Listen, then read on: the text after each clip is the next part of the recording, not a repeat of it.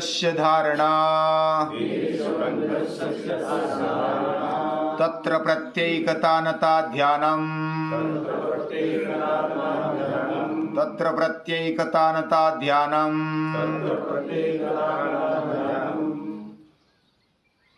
महर्षि पतंजलि बहुत ही सीक्वेंस के साथ हमारा जीवन कैसे अच्छा बने, कैसे योग्य बने, पात्र बने, सुपात्र बने, ऐसा वो चाहते हैं और उन्होंने बताया भी है। वो ऐसा वैसा ही अभ्यास करके इधर से ये लिया उधर से वो लिया और बता दिया, ऐसा नहीं है। उन्होंने अनुभव किया अपने जीवन में और फिर लिख कर रखा सूत्र रूप में। सूत्र वही होता है जो बहुत ही शॉर्टकट में बताया जाता है, उसका अर्थ गहरा होता है। वह जैसे समंदर में हिमनग होता है, उसका सिर्फ एक नोक दिखता है और बाकी पूरा पर्वत के पर्वत वह पानी में रहता है। वैसा ये सूत्र होता है। सूत्र भी दिखता छोटा है लेकिन उसका अर्थ बहुत ही गहरा होता है, उसको सूत्र बोलते हैं। ऐसे हमारा मन का भी है। मन हमें समझ में आने वाला बहुत ही छोटा है, बहुत ही अल्प है। उसको अगर समझने का प्रयास करेंगे तो बहुत ही बड़ा है, वह भी हिमनग जैसा है। उसको शुद्ध करने के लिए क्या करना चाहिए, ऐसे हमारे पूर्वजों ने, ऋषि मुनियों ने सोचा। केवल सोचा ही नहीं, अलग अलग प्रैक्टिकल करके देखे। जैसे कल हमने देखा कि मन को कितना भी घिसेंगे, कितना भी साबुन लगाएंगे तो भी अपना कलर वो बदलने वाला नहीं है। उसको अगर बदलना है तो वह जहां से आया वहां पर उसको डालना चाहिए। और यही धारणा और ध्यान है। जिस आत्म शक्ति से हमें ये सब मिला,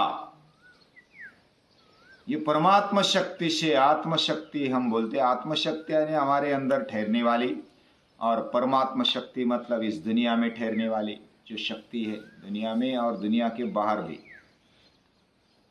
उस शक्ति को परमात्मा शक्ति, और हमारे अंदर देह के अंदर ठहरने वाली वो आत्म शक्ति, जीवात्म शक्ति। और उसी से ये हमें मिला, अंतःकरण मिला, मन बुद्धि चित्त और अहंकार।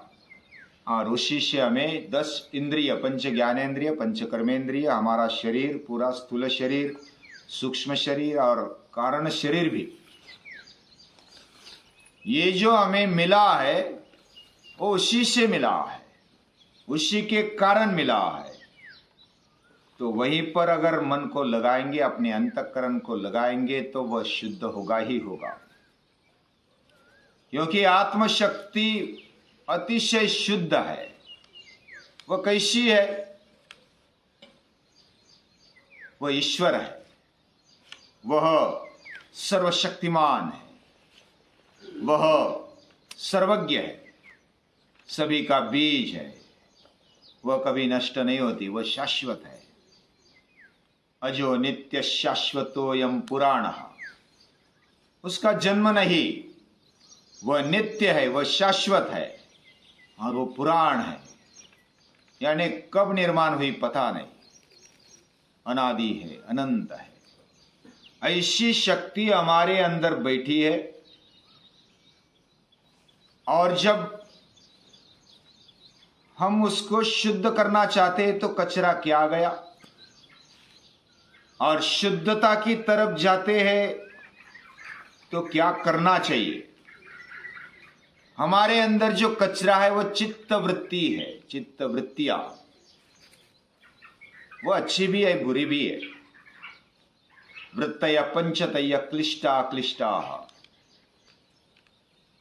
यानी जो भी वृत्तियां, जो भी विकार हमारे मन में है वह अच्छे भी है और बुरे भी है। ऐसे दोनों बात बताई महर्षि पतंजलि ने।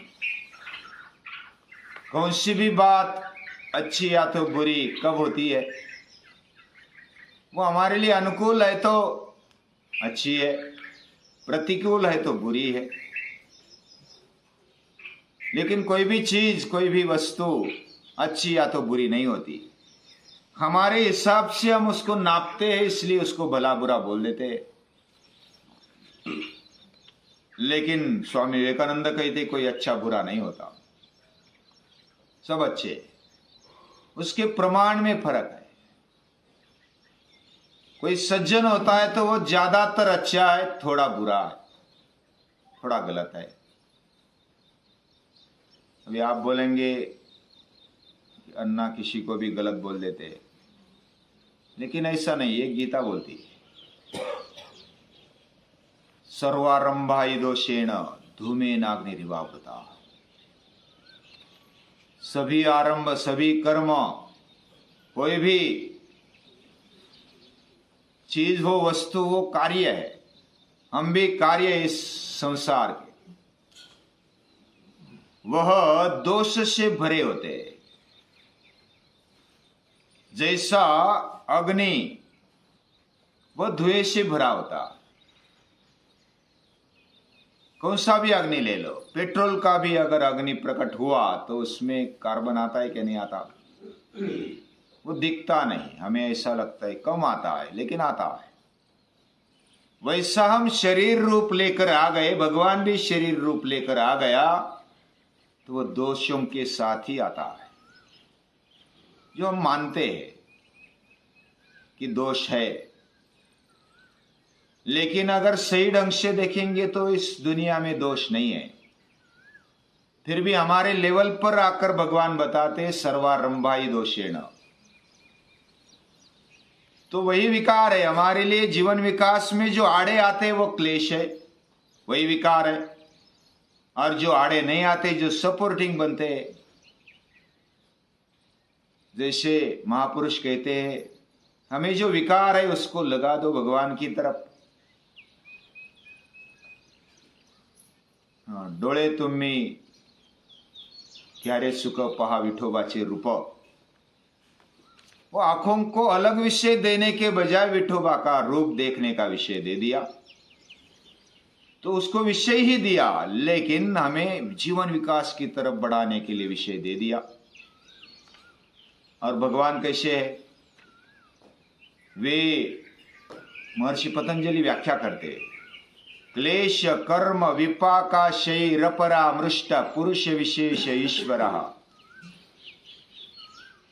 क्लेश के बिना जो पुरुष, हम भी पुरुष है, लेकिन वो विशेष ऐसा पुरुष है ईश्वर,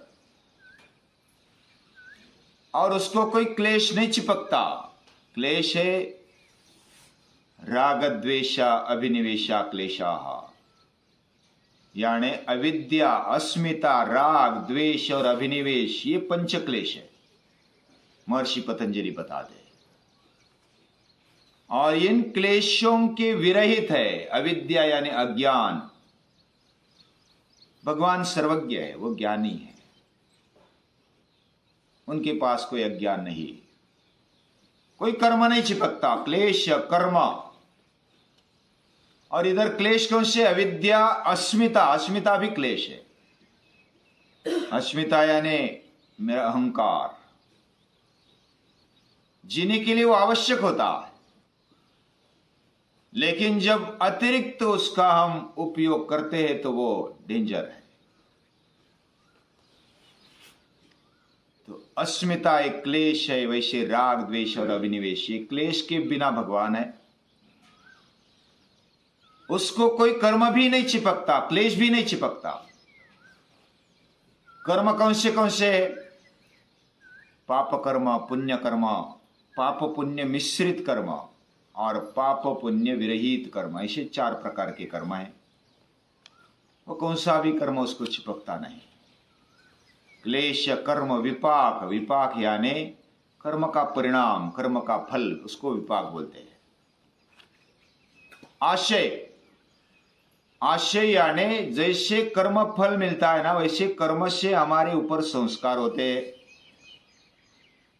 कोई भी कर्म करो उसका परिणाम होता है अंतःकरण पर, मन पर।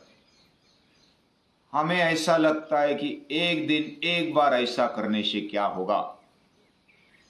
हमने समझो अपने मन को ढिलाई दे दी, अपने मन ने नकारात्मक सोचा। समझो मैं एकाध बात ऐसी करूंगा जो बस मन में आई कर दी, और जो योग्य नहीं है। ऐसी बात एकाध बात करने से क्या होगा, एकाध बार विष लेने से क्या होगा, जो वही परिणाम करेगा। जैसा हम थोड़ा सा भी अपने आप को ढीला बनाते तो उसका परिणाम होगा।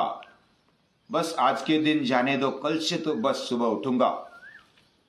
तो आज के दिन जाने देना ये छोटी बात है, हम उसको छोटा समझते हैं। बस आज के दिन जाने देते, कल से भिड़ेंगे। ये जो छोटी सी बात, छोटा सा आलस्य आ गया, उसको उसका संस्कार हो गया। वही आशय है, कर्माशय उसको बोलते हैं। वही संस्कार रूप में हमारे मन में बैठ गया। आज के दिन लेट उठा, कोई बोला नहीं, कोई फर्क नहीं पड़ा हमें, ऐसा टेम्पररी लगता है। हमारे बाल बढ़ते हमें पता नहीं चलता, हमारा शरीर बढ़ता है हमें पता नहीं चलता, हमारी आयु बढ़ती है हमें पता नहीं चलता। एक एक क्षण आगे बढ़ते हम, मृत्यु की तरफ जाते, ये जीवन आगे बढ़ता है। छोटी सी बात का भी परिणाम होता है, और वही संस्कार है। अंतःकरण पर होने वाला संस्कार वो जन्म जन्मांतर तक आता है, छोटा सा नहीं होता वो। हम नकारात्मक सोचा, थोड़ा सोचा, लेकिन वो मन में बैठ गया।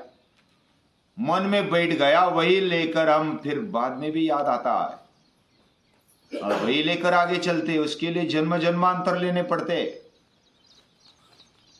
अनेक जन्म लेने पड़ते। और ऐसे बात को हम क्या छोटा सा मानेंगे। वो कर्माशय चिपकता है, लेकिन भगवान को नहीं चिपकता। क्लेश कर्म विपाकाशय अपरामृष्ट, उससे वो अलग है, निर्मल है, निर्लेप है। पुरुष विशेष ईश्वर, उसका ध्यान मन में, उसको ही बिठाना। कैसे बैठना, कहां बैठना, ये भी एक शास्त्र है। गीता 6 अध्याय में कहती, शुचौ देशे प्रतिष्ठाप्य स्थिरमासनमात्मनः, शुद्ध पवित्र ऐसे स्थान पर बैठो। स्थिरमासनम, स्थिरता से आसन लगे। खुद का स्थिर आसन करते हुए अच्छा सा जगह ढूंढकर एक ही स्थान पर हर रोज बैठे। नात्युच्छ्रितम नाति नीचम शैलाजिन कुशोत्तरम, बैठने के लिए शैलाजिन ले लो। ज्यादा ऊपर भी नहीं, ज्यादा नीचे भी नहीं। जब हम एकाग्र होते हैं तो हम बाकी भूल जाते हैं, बाकी चीजों का हमें भान नहीं रहता। तो हमारा शरीर का संरक्षण हो जाए, इसलिए ऐसी जगह पर बैठो जिधर ज्यादा पवन न आ जाए, ज्यादा तकलीफ ना हो। ऐसे स्थान पर हम बैठे, हम एकाग्र हो सके ज्यादा देर तक। शांत जगह हो, सुंदर और स्वच्छ जगह हो, उसके अलग अलग पहलू है। ऐसे स्थान पर बैठकर योग्य समय और एक ही समय, जैसे आज 5 बजे बैठा, कल भी 5 बजे बैठूंगा। वही जगह, शुरुआत में वही जगह चाहिए, वही समय चाहिए। फिर आदत बनाने के लिए हमारे मन को, हमारे शरीर को, हमारे इंद्रियों को आदत देनी पड़ती है। वह आदत का गुलाम बन जाता है शरीर, और हमारा जीवन भी। ये शरीर और इंद्रिया, मन आदत का गुलाम होता है। इसलिए आदतें भी अच्छी डालनी चाहिए। जब हम भान में नहीं होते तो आदत ही काम करती है। जब बूढ़े बन जाते हैं तो हमारी आदतें, हमें भान नहीं होता हम क्या कर रहे हैं, टॉयलेट हो रहा है क्या, क्या हो रहा है, हमें पता नहीं चलता। शरीर शिथिल बन जाता है, हमारे कंट्रोल में नहीं रहता। जब हम आदत के कारण अपने शरीर को, इंद्रियों को बनाकर रखते हैं, प्रार्थना करने की आदत है, सूर्य नमस्कार करने की आदत है, एक जगह पर स्थिर बैठने की आदत है, तो ये आदत हमें आगे ले जाने के लिए, जब हमारा भान या तो एकाग्रता, सतर्कता नहीं रहती, तब हमारी आदत हमें काम आती है। हमें फिर वही दोहराता हूं, वो संस्कार होते हमारे मन पर, हमारे इंद्रियों पर, हमारे शरीर पर, और वही संस्कार बिना बोले, बिना हमें समझे वो बस होते जाते हैं जब हम भान में नहीं रहते। और भान हमारा टिकेगा ही, हम तो नींद में पूरा भान खो देते। जो दिन भर किया वही रात में हम सोचते, सपने भी वही आते, यानी हमारा सुप्त मन वही संस्कार लेता है। उन संस्कारों पर ज्यादा ध्यान देना चाहिए। और स्मृति और संस्कार एक रूप है, स्मृति संस्कार और एक रूपत्वात्, वो एक रूप है। हम जो भी स्मृति जमा करके रखेंगे वो संस्कार रूप में स्थिर हो जाती है। हमने किसी के बारे में अच्छा याद रखा तो अच्छे संस्कार हो गए, किसी के बारे में बुरा याद रखा तो बुरे संस्कार हो गए। संसार में, इस दुनिया में सभी है, अच्छा है, बुरा है, किसको याद रखना है हमारे हाथ में, वही हमारे लिए संस्कार बन जाते हैं। और मन को जिधर जाएगा, भटकेगा, उधर से खींच कर लेना है। यतो यतो निस्सरति मनश्चंचलम अस्थिरम ततस्ततो नियम्ये तत् आत्मन्नेव वशन्नयेत्। अर्जुन ने पूछा था, चंचलमी मन कृष्ण, ये चंचल है मन, प्रमाथि बलवत दृढ़, उसको बांधना बहुत ही कठिन है।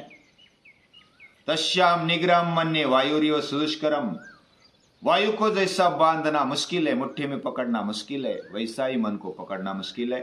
तो क्या करना चाहिए? तो भगवान बोलते, अभ्यासेन तु कौन्तेय वैराग्येन च गृह्यते। अभ्यास और वैराग्य से काम हो सकता है। मुझे मालूम है, असंशयम महाबाहो, तू जो बोल रहा है वो निस्संशय है। मनोर दुर्निग्रहम चलम, वो निग्रह करने में कठिन है, और वो चल है, चंचल नहीं है। अभ्यास से और वैराग्य से उसको बांधा जा सकता है। अभ्यासेन तु कौन्तेय वैराग्येन च गृह्यते। इधर अभ्यास वैराग्याभ्याम तन्निरोधा, एक ही बात है, वही योग दर्शन है, ये भी योग दर्शन है। योग शास्त्र है गीता, और ये भी योग शास्त्र है। महर्षि पतंजलि को इसलिए भगवान बोला जाता है, भगवान महर्षि पतंजलि। उन्होंने जो भी बताया भगवान का रूप उनका बन गया। अपने मन को बांध दो, जिधर जिधर जाएगा उधर से पकड़कर फिर से लेकर आओ। और हम ऐसा सोचेंगे, जब मरना है ना तब सोचेंगे, तब याद करेंगे भगवान को, तो अच्छी गति मिल जाएगी। अंतकाले च मामेव, भगवान ही बोलते, अंतकाले च मामेव स्मरण मुक्त्वा कलेवरम। अंतकाल में जो भी हम स्मरण करेंगे वैसा ही आगे गति होगी, अच्छी या बुरी। तो इतनी कहा जल्दी पड़ी है, अंतकाल तो बहुत दूर है, तब सोचेंगे, तब नाम लेंगे, ऐसा हम सोचते हैं। लेकिन ऐसा नहीं है। बाकी अगला फिर पढ़ो थोड़ा, फिर पता चलेगा। यम यम वापि स्मरण भावम त्यजत्यन्ते कलेवरम तम तमेवैति कौन्तेय सदा तद्भाव भाविता। जीवन भर जो भी किया है वही याद आता है, मरते दम में दूसरा नहीं याद आता। ये आदत की हम गुलाम बन जाते हैं। ये सर्व शक्तिमान चैतन्य के पीछे हम अगर लगते, शास्त्रज्ञ ने भी अभ्यास किया, संशोधन किया। जो न्यूटन है ना, उन्होंने गुरुत्वाकर्षण का शोध लगाया, ऐसा हमने अभ्यास किया। अभी शुरुआत में विज्ञान के पीछे लगने वाले धर्म को, अध्यात्म को गाली देते, लेकिन सिर्फ शास्त्रज्ञ नहीं गाली देते। शास्त्रज्ञ तो शोध करते करते वो भगवान के पास ही पहुंचते। न्यूटन बाद में बोलता है कि ये शक्ति तो पहले थी, उसको मैंने सिर्फ देखा, मैंने थोड़ा खोजा। वो तो थी, उसको मैंने देखा। वही ऋषि बोलते, ऋषया मंत्र दृष्टा रहा न तू करता रहा। वे करता नहीं है, वो दृष्टा है। हम देखे, न्यूटन ने वो देखा और वो शास्त्रज्ञ बन गए।